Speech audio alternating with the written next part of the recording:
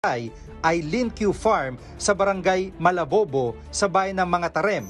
Pero ang nakapangalan sa resibo, si Alice Go. Pinuntahan ng News 5 ang address sa Mga Tarem pero hindi kami nakapasok sa loob ng compound. Ang pagkakaalam daw ng mga taga roon ay si Alice Go nga ang may-ari nito. Kuya, ito po ba yung Linq Farm na sinasabi po nila?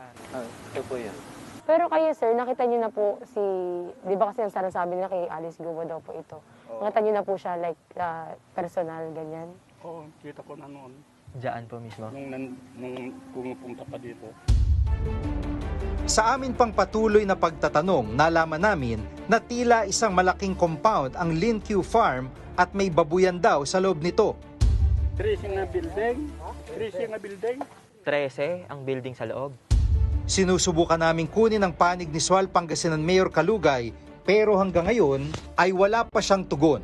Sa Martes ang susunod na pagdinig ng Senado kaugnay ng kontrobersya